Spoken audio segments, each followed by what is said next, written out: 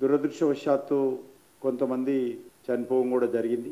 ముఖ్యంగా ఖమ్మము, మహబూబాబాద్ ప్రాంతాలకు సంబంధించినటువంటి ప్రజలు చాలా నష్టపోయారు. ఆస్తులు నష్టపోవడము, పంట పొలాలు నష్టపోవడము, రోడ్లు, రైల్వే ఇటువంటివి కూడా చాలా ఇబ్బందులకు గురైంది.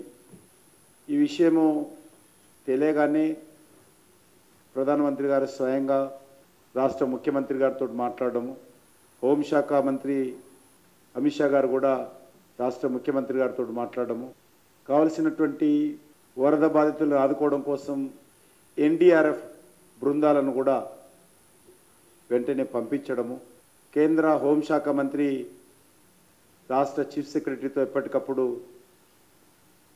అందుబాటులో ఉండి చర్చించడము, ఇటు ఆంధ్రప్రదేశ్, తెలంగాణ రెండు రాష్ట్రాలను కూడా ఎప్పటికప్పుడు సమీక్ష చేస్తారన్నారు. హోమ్ మినిస్ట్రీ నుంచి రెగ్యులర్గా మానిటరింగ్ చేసి రాష్ట్ర ప్రభుత్వాలకు కావాల్సినటువంటి కోఆర్డినేషన్ చేసేటువంటి ప్రయత్నం చేస్తూ ఉన్నాం.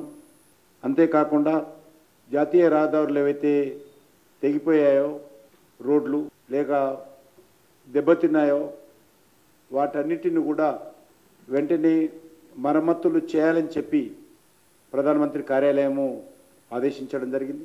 మేజర్గా తెలంగాణలో జాతీయ రహదారులు ప్రధానంగా ఖమ్మం ఉమ్మడి జిల్లాలలో, అదేవిధంగా వరంగల్ నుంచి అటు సైడు కొంత రైల్వేకి సంబంధించినటువంటి ట్రాక్స్ ఏవైతున్నాయో అవి కూడా కొంత దెబ్బతిన్నాయి. వాటిని కూడా యుద్ధ ప్రాతిపదిక మీద పునరుద్ధరించాలని, వెంటనే ప్రయాణికులు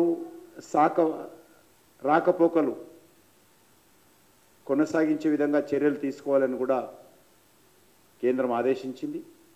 ఇవి కూడా చాలా వేగవంతంగా ఎక్కడైతే నష్టపోయాయో జాతీయ రహదారులు కానీ, రైల్వేస్ కానీ అవి కూడా పని జరుగుతున్నదనే విషయాన్ని కూడా ఈ సందర్భంగా మనయేస్తా ఉన్నాను.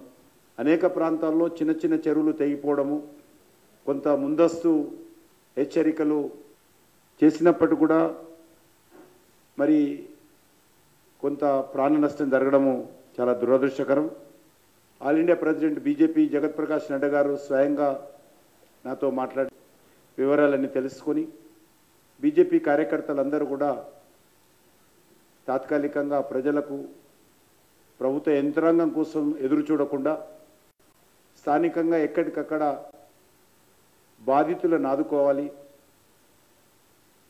వాళ్ళని చిక్కుకున్నటువంటి ప్రజలను లోతట్టు ప్రాంతాల నుంచి తరలించే కార్యక్రమంలో భాగస్వాములు కావాలి. వాళ్ళకు కావాల్సినటువంటి ఆహారం కానీ, మంచినీరు కానీ కూడా వెంటనే అందించేటువంటి ప్రయత్నంలో పార్టీ స్థానిక శాఖలు భాగస్వాములు కావాలని విజ్ఞప్తి చేయడం జరిగింది.